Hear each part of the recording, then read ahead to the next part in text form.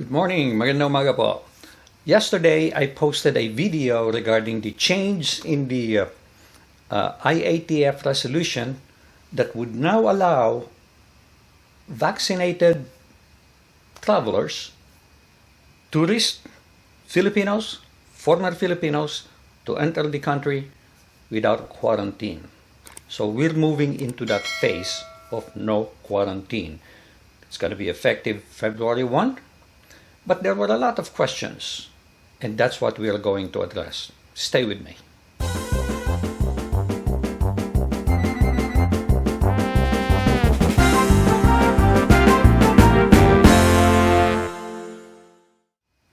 There were several questions asked in my posting yesterday, and rather than individually answering them, I thought I would post the responses to this. So let's take a look at this new resolution. Item number 4, I highlighted the ones that we are going to discuss because it wasn't covered yesterday. Children below 12 years of age who cannot be vaccinated shall follow the quarantine protocol of the parents or the accompanying adult guardian traveling with them. So if you have unvaccinated children, you will follow what the status of the parents or the guardian would be. Next question is, what proof of vaccination do I have to present? Will they accept the CDC card? So here it is. Item B, must have the following proof of vaccination against COVID-19 recognized under existing IATF regulation. World Health Organization international certificates of vaccination and prophylaxis, VaxCert-PH, or National State Digital Certificate of the foreign government which has accepted VaxCert-PH under a reciprocal agreement unless otherwise permitted by IATF. Reciprocal agreement. We'll talk about that next, but first, let's look at item C. Children below 18 years of age and are exempted from the requirement of full vaccination and providing proof of vaccination status prior to boarding. So, once you get to the Philippines, you will not be required proof of vaccination, but you have to provide the proof of vaccination prior to boarding. That's crazy. If you have the proof of vaccination, so they could ask for it again. So, anyway, the other question asked is on item F. Fully vaccinated nationals shall not be included in the arrival quota set by the Department of Transportation and its one-stop shop. So I can't remember the last quota. I think it's 3,000 passengers a day. So fully vaccinated nationals will be out of this quota. So they could come in, they could come in, they could come in, regardless of the status of the quota. So for people who are vaccinated, you don't have to worry about any quota because they will not be counted.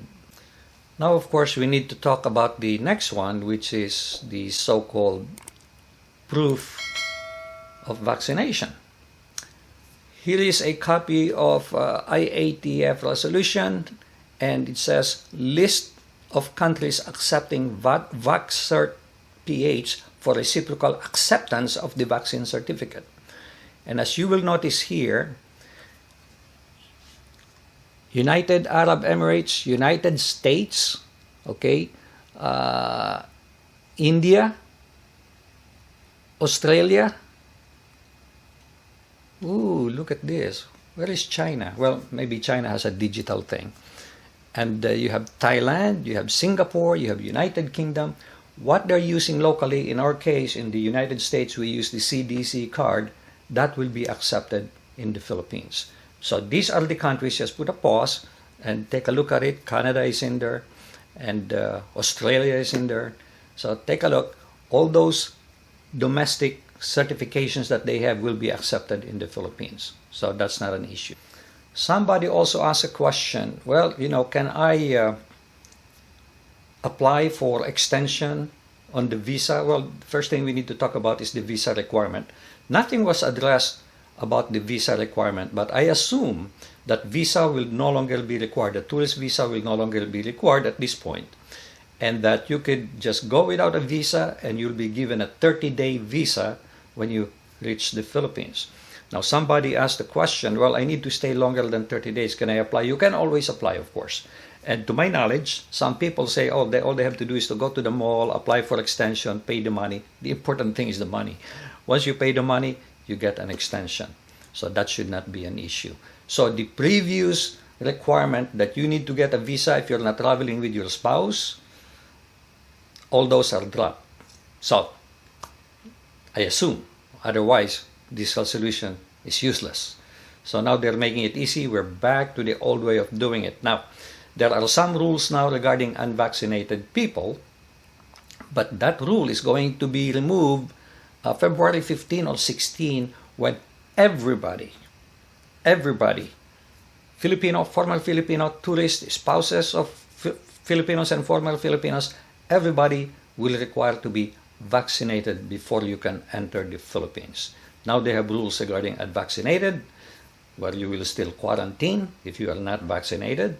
But now comes February 16 or 15, everybody will need to be vaccinated. So guys, this is all I have for you today. I'd appreciate it if you can pass this on to other people, mostly in the United States or outside the Philippines, I should say. And please do share this with them, and I'll appreciate it if you can click like and do subscribe to my channel unless you have already done so, and I'll continue providing you with updates on what else is happening in the Philippines. Thank you so much, and God bless. Make it a great day.